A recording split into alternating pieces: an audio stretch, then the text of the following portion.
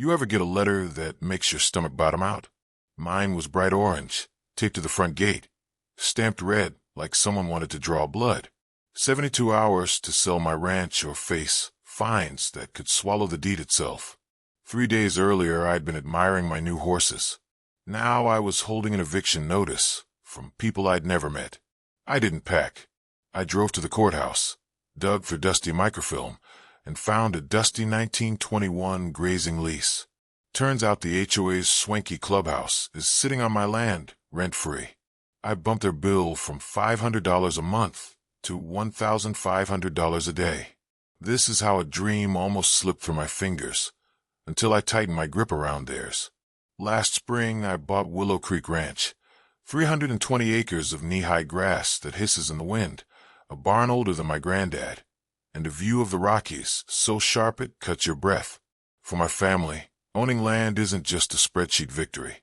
My great-grandma was born on a sharecropper plot 10 miles away, so this dirt is the closest thing to reparations we've ever seen. 6 weeks in, the fence was fixed, the horses were home, and my first few boxes were humming. Then Saturday morning the orange envelope showed up. Inside, notice TO sell within 72 hours. An HOA I didn't even know existed had decided my ranch wasn't a good fit. I left Denver because every rental showing came with extra questions.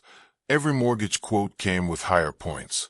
When the listing agent said the ranch sat outside city limits with no active HOA, I heard freedom. Turns out the subdivision plan had been filed in 1978, lapsed, then got revived in 2004. My acreage got swept along like driftwood. First HOA meeting was in a strip mall office next to a place advertising yoga for dogs. 12 retirees in folding chairs sipped Diet Coke like communion wine. Linda Carver, president and self-crowned queen, opened with a prayer, then flashed slides of problem properties. Slide 7, my barn. Caption, eyesore impacting property values. I raised a hand. That barn is 1890s timber. I'm restoring it. Linda's smile froze. Finish within 30 days or reconsider whether you belong here. I laughed, couldn't help it. 30 days? I've got bees arriving next week. The room twittered. Linda's smile vanished. Sounds like you're not a good fit. 2 weeks later, the orange envelope arrived taped to my mailbox. 72 hours to sell or fines starting at $1,000 a day and a lien on the deed. No bylaw cited, no specifics, just the clock breathing down my neck. Mom always said, when somebody threatens your home, follow the paper. So I drove to the county clerk's office, where Mrs. Gutierrez had kept the archives since the 90s. She punched my parcel number into the microfilm reader and whistled. Your land was part of the old railroad grant grazing commons. There's a 1921 lease letting the Willow Creek Improvement Club, your HOA's grandpa, use 2 acres for a clubhouse. It renews yearly unless either side gives 60 days notice. She spun the screen. Basque rancher Miguel Echeverria had charged $20 a year, big money back then, for 2 acres. Clause for let the owner reset rent to market rate, on default. 99 years had passed since anyone looked at it. I asked for a printout. My countdown was at 48 hours. Back home, coffee pot on the stove, every closing document spread across the table.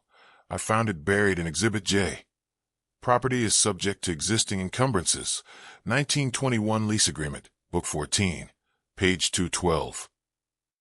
The HOA's own paperwork admitted the lease existed. They'd bet my family would forget. Cousin Maya, paralegal in Boulder, picked up on the second ring. Colorado law says if a lease has no end date, it flips to month at reasonable market rent. Reasonable is whatever you can prove similar parcels lease for. I searched listings, lakeside wedding venues, renting pasture for $500 a day. 2 acres near water, $1,500 a day sounded almost modest. The clock hit 36 hours. 1 page, courier font. Effective immediately, rent for parcel 2A is $1,500 per day, due within 10 days or eviction proceedings commence. Signed, dated, sealed. I marched to the strip mall office just as Linda was locking up. Her face cycled through confusion, anger, and mild indigestion when she saw her name on the envelope. This is harassment. I smiled the way Grandma did when she caught me stealing cookies. Just paperwork, ma'am. Same as yours. Tuesday night, the folding chair crowd had doubled. Neighbors wanted to see the guy who'd spiked their clubhouse rent to the price of a Tesla. Linda opened with a motion to condemn unauthorized retaliation. I waited until new business, then held up the envelope. Short story, 1921 lease, expired renewal, new rate. Gasps. Silence. The treasurer, retired CPA, did math out loud. 45 grand a month. We have 6 grand in reserves. Linda's hands trembled. You can't be serious. I shrugged. I was ready to be neighborly. Then you gave me 72 hours to sell the land my family bled for. Clock still ticking, just on you now. Mr. Dooley, whose lawn looks like Augusta, raised a timid hand. What if we withdraw the notice? I looked at Linda. She nodded so fast her lanyard flipped. Motion to rescind the sell notice on Mr. Whitfield's property? Unanimous. I folded the invoice and slipped it back in my pocket. Rent reduction could wait. 48 hours later, the HOA emailed a formal rescission. They also asked, politely, if I'd discuss a long-term revision. I brought donuts to the next meeting. Chocolate glaze beats a lawsuit. Linda resigned 2 weeks later. Personal reasons, translating to underestimated the quiet black rancher. The new president, Raj, soft-spoken engineer with a kid in college, proposed rewriting the bylaws. Any foreclosure threat needs 75% homeowner vote.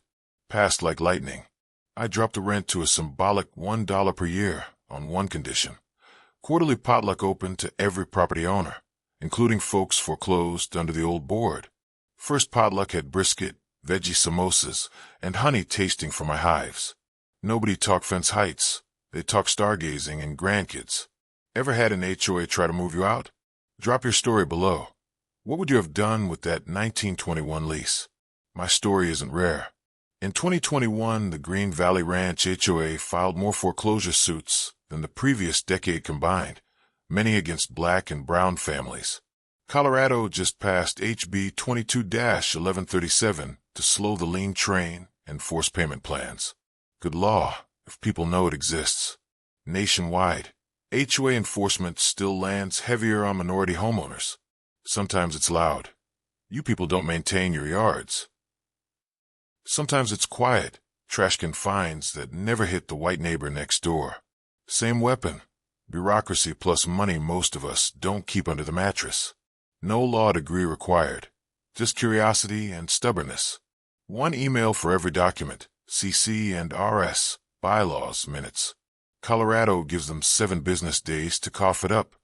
An email leaves a trail. 2. County records aren't mysteries. Type your parcel number online, or bring donuts to the clerk's office and ask nicely. Staff know where the bodies are buried. 3. Cross-check HOA rules against state statutes. Most copy-paste from random corners of the internet and never update. Contradictions are free ammunition. 4. Bring neighbors. 10 angry voters in folding chairs terrify a board more than any lawyer's letter. 5. When you win, don't spike the football. Change the rules so the next family doesn't suit up for the same fight. Subscribe if you like watching bullies trip over their own red tape.